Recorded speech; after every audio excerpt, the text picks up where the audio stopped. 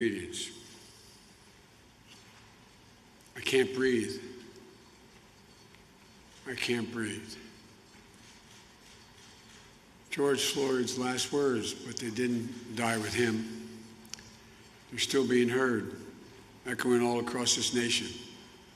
They speak to a nation where, too often, just the color of your skin puts your life at risk.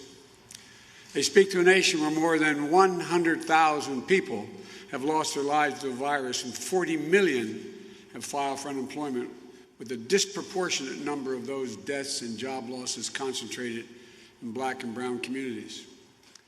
And they speak to a nation where every day millions of people, millions, not at the moment of losing their life, but in the course of living their life, are saying to themselves, I can't breathe. It's a wake-up call to our nation, in my view. It's for all of us, and I mean all of us. It's not the first time we've heard those words.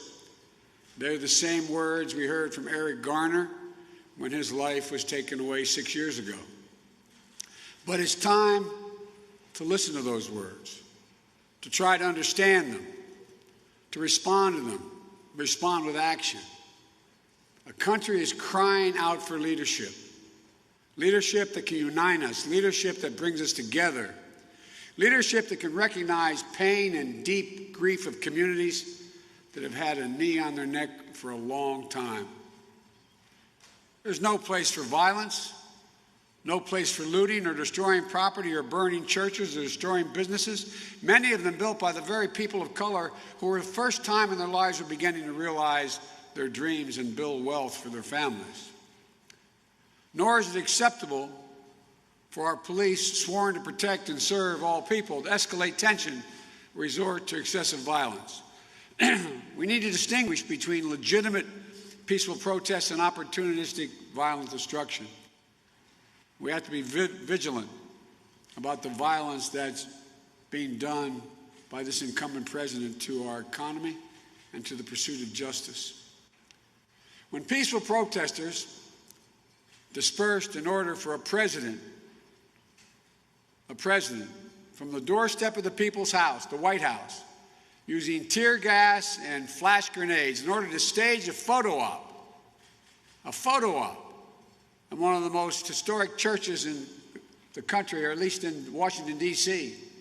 We can be forgiven for believing the president is more interested in power than in principle, more interested in serving the passions of his base than the needs of the people in his care. For that's what the presidency is, the duty to care for all of us, not just those who vote for us, but all of us, not just our donors, but all of us. The president held up the Bible at St. John's Church yesterday. I just wish he opened it once in a while instead of brandishing it. If he opened it, he could have learned something. They're all called to love one another as we love ourselves. It's really hard work, but it's the work of America. Donald Trump is interested in doing that work. Instead, he's preening and sweeping away all the guardrails that have long protected our democracy, guardrails that have helped make possible this nation's path to a more perfect union, a union that constantly requires reform and rededication. And yes, the protest from voices that are mistreated, ignored, left out, or left behind. But it is a union worth fighting for. And that's why I'm running for president. In addition to the Bible, the president might also want to open the U.S. Constitution once in a while. If he did, he'd find a thing called the First Amendment. And what it says in the beginning, it says, the right of the people peaceably to assemble and to petition their government for redress of grievances. That's kind of an essential notion built into this country. Mr. President, that's America. That's America. No horses rising up on their hind legs to push back peaceful protest. Not using the American military to move against the American people. This is a nation of values. Our freedom to speak is a cherished knowledge that lives inside every American almost from the time you're a kid. We're not allow any president to quiet our voice. We won't let those who see this as an opportunity to sow chaos throw up a smokescreen to distract us from the very real and legitimate grievances at the heart of these protests. We can't leave this moment. We can't leave this moment thinking that we can once again turn away and do nothing. We can't do that this time. We just can't. The moment has come for our nation to deal with systemic racism, to deal with the growing economic inequity that exists in our nation, to deal with the denial of the promise of this nation made to so many. You know, I've said from the outset of this election that we're in the battle for the soul of this nation. And we are in the battle for the soul of this nation. What we believe, and maybe most importantly, who we want to be, it's all at stake. That's truer today than it's ever been, at least in my lifetime. And it's this urgency, it's in this urgency we can find a path forward.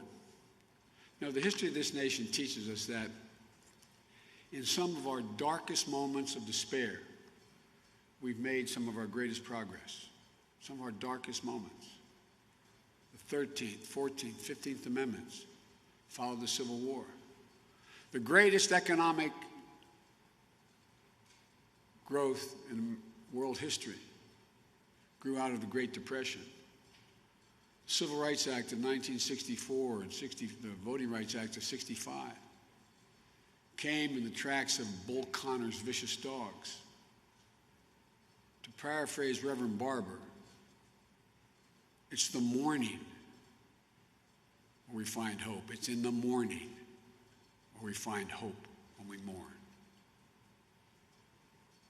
But it's going to take more than talk. We've had talk before. We've had protests before.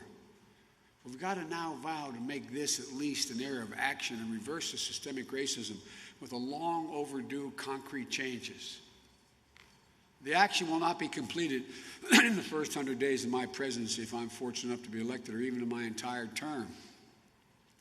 It's going to take the work of a generation. But if this agenda will take time to complete, it should not wait for the first 100 days of my presidency to get started. A down payment on what is long overdue should come now, should come immediately.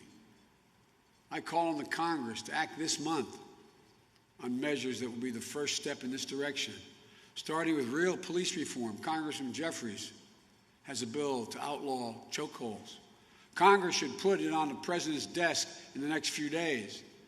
There are other measures to stop transferring weapons of war to police forces, improve oversight and accountability, to create a model use of force standard. That also should be made law this month. No more excuses, no delays. If Mitch McConnell can bring in the United States Senate to confirm Trump's unqualified judicial nominees who will run roughshod over our Constitution now, it's time to pass legislation that will give true meaning to our constitutional promise of equal protection under the law. Looking ahead in the first 100 days of my presidency, I've committed to creating a National Police Oversight Commission. I've long believed we need real community policing. We need each and every police department of the country to undertake a comprehensive review of their hiring, their training, their de-escalation. Some have already done it, some are in the process of doing it. The federal government should give the cities and states the tools and the resources they need to implement reforms. More police officers meet the higher standards of their profession. Most of them do it. All the more reason why bad cops should be dealt with severely and swiftly. We all need to take a hard look at the culture that allows for the senseless tragedies that keep happening. And we need to learn from the cities and the precincts that are getting it right. We know, though, in order to have true American justice, we need economic justice as well. Here, too, there's much to be done. As an immediate step, Congress should act now to rectify racial inequities that allow COVID-19 recovery funds to be diverted from where they live. I'll be setting forth my agenda on economic justice and opportunity in the weeks and months ahead, but it begins with health care.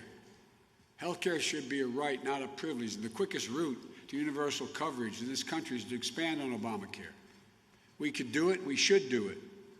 But this president, even now, in the midst of a public health crisis with massive unemployment, wants to destroy it. He doesn't care how many millions of Americans will be hurt, because he's consumed with this blinding ego when it comes to Barack Obama, President Obama. The president should withdraw his lawsuit to strike down Obamacare, and the Congress should prepare to pass the act I propose to expand Obamacare to millions more so everyone's covered. These last few months, we've seen America's true heroes. Healthcare workers, docs, nurses, delivery truck drivers, grocery store workers. You know, we've come up with a new phrase for them: essential workers. Essential workers. But we need to do more than praise them. We need to pay them. We need to pay them. Because if it weren't clear before, it's clear now. This country wasn't built by Wall Street bankers and CEOs. It was built by the great American middle class, which was built by unions and our essential workers. You know, I know there's enormous fear and uncertainty and anger in the country. I understand. I know so many Americans are suffering loss of a loved one, suffering economic hardship, wondering, can I feed my family tomorrow?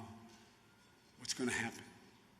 Suffering under the weight of a generation after generation after generation of hurt inflicted on people of color, on black, brown, and Native communities in particular. Like many of you, I know what it means to grieve.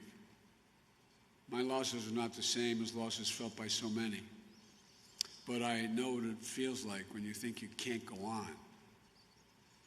I know what it means to have that black hole in your chest where your grief is being sucked into it. Just a few days ago marked the 5th anniversary of my son Bo's passing from cancer. And there's still moments when the pain is so great it feels no different than the day I sat in that bed as he passed away. But I also know that the best way to bear loss and pain is to turn it into that anger and anguish into purpose. And Americans know what our purpose is as a nation. It has to be guided. It has to be guided. It's guided us from the very beginning. You know, it's been reported the day that President John F. Kennedy was assassinated, little Yolanda King came home from school in Atlanta and jumped in her daddy's arms and said, "Oh, Daddy," she said, "now we're never going to get our freedom." Her daddy was reassuring, strong, and brave. He said, "No, don't worry, baby. It's going to be okay. It's going to be all right." Amid the violence and fear, Dr. King, he persevered. He was driven by his dream of a nation where justice runs down like water and righteousness like a mighty stream. Then, in 1968, hate cut him down in Memphis.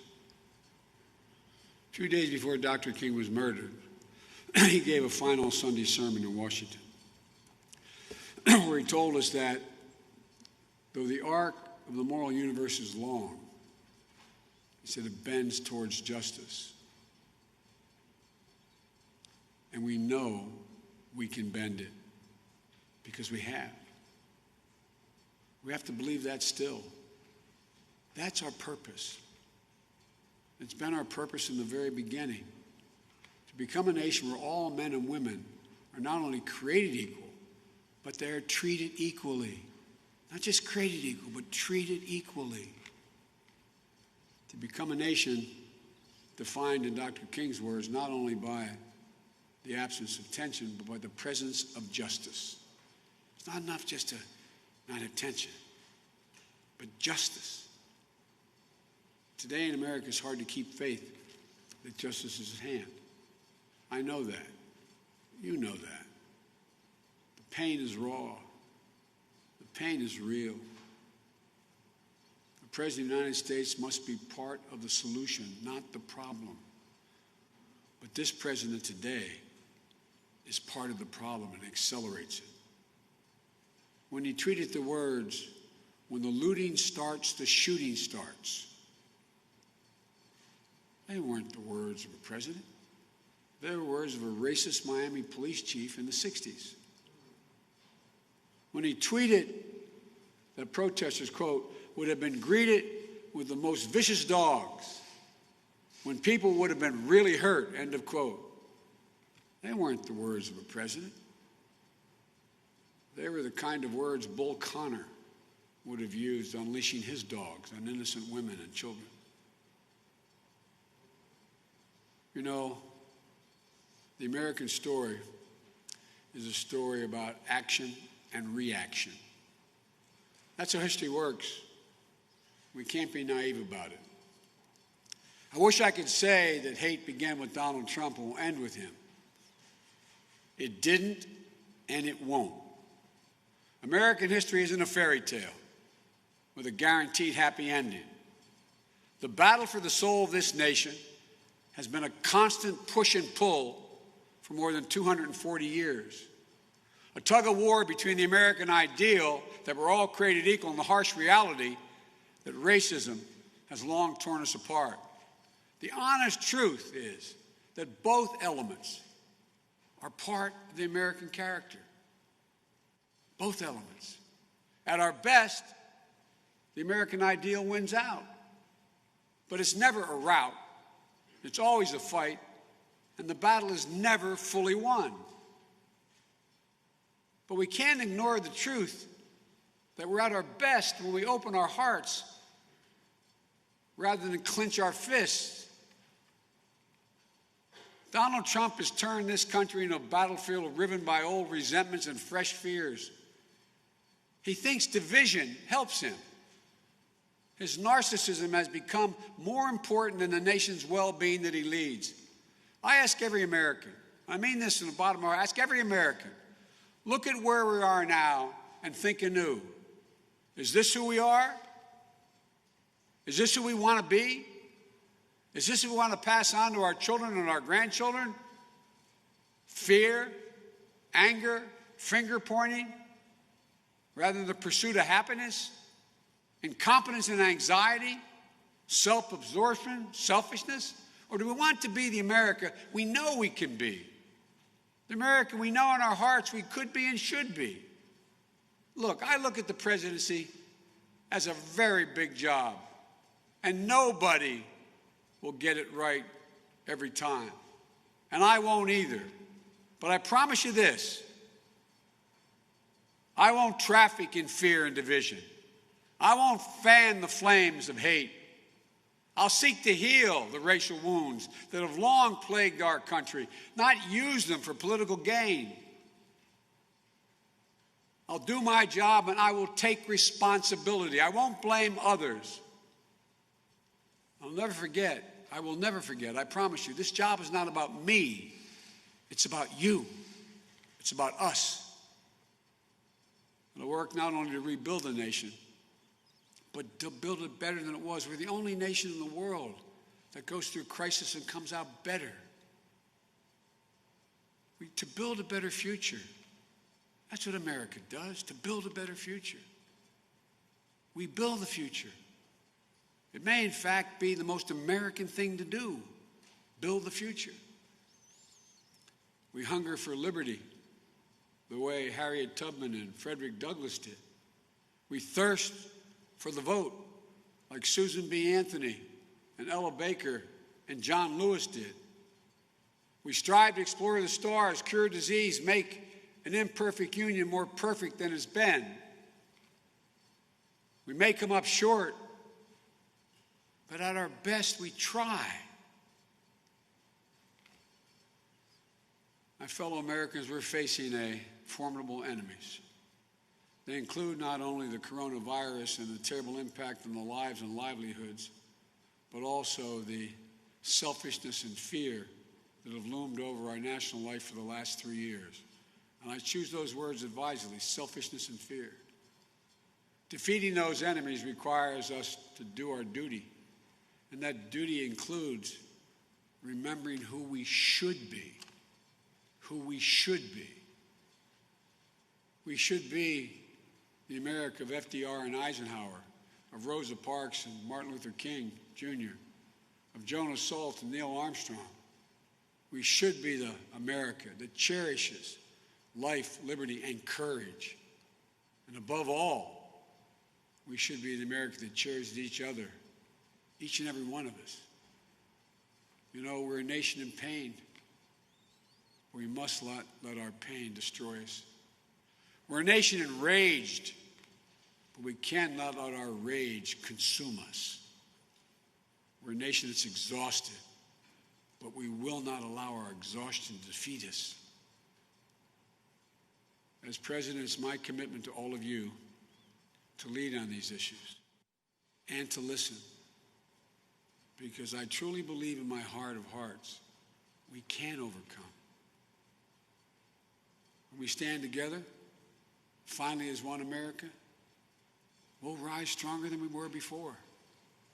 We'll move that arc closer to justice. We'll reach out to one another. So speak out for one another. And please, please, do what's recently been happening. Take care of one another. This is the United States of America. There's never been anything we've been unable to do when we set our mind to do it, and we've done it together. Together, united. That's who we are at our best. May God bless you all, and may God protect our troops. Thank you.